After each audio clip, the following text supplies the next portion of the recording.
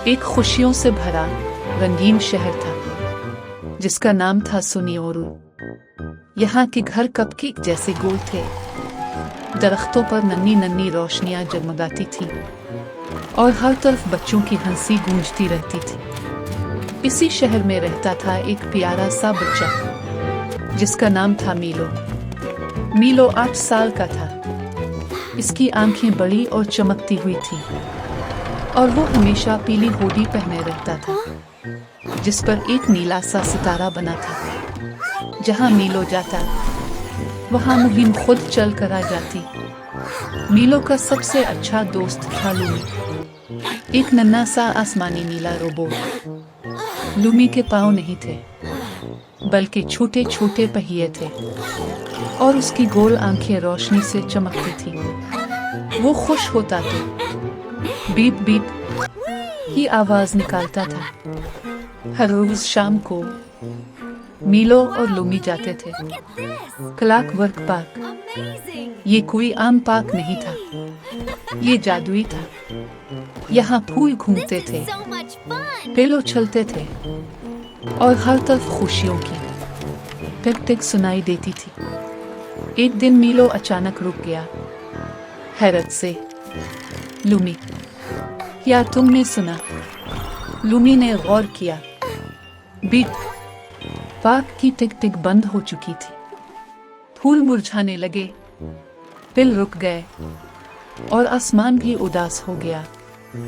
वो नहीं, लूमी बोला, हाथ क्लॉक रुक गई है। इसी लम्हे एक झाड़ी के पीछे से एक नन्हा सा गोल मटोल जानवर निकला।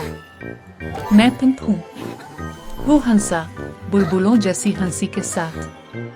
हाथ क्लॉक को हंसी चाहिए, मगर सब खेलना भूल गए हैं। मीलो मुस्कुरा दिया, तो हम सबको दोबारा खेलना सिखाएंगे। वो सिलाई पहाड़ियों पर गए। मीलो जोर से फिसला।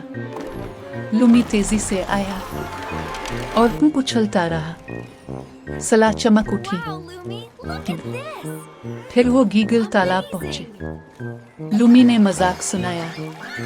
बतखें जोर जोर से हंस पड़ी। आखिरकार वो हाथ क्लॉक के पास पहुंचे, मगर वो अब भी मध्यम थी। इसी वक्त मीलो ने एक बच्ची को रोते देखा। क्या हुआ? मीलो ने नरमी से पूछा। मेरा गुब्बारा अलिफाड़ गया, बच्ची बोली। लूमी ने अपने सीने से एक चमकता हुआ गुब्बारा निकाला और उसे दे दिया। अचानक हाथ क्लॉक सुनहरी रोशनी से जगमगा उठी। टिक टिक टिक टिक, पूरा पार्क दोबारा जिंदा हो गया। शाम को मीलो, लूमी और पिंक एक टीले पर बैठे रंग बिरंगी आइसक्रीम खा रहे थे। मीलो बोला, ये वाकई सबसे बेहतरीन दिन था।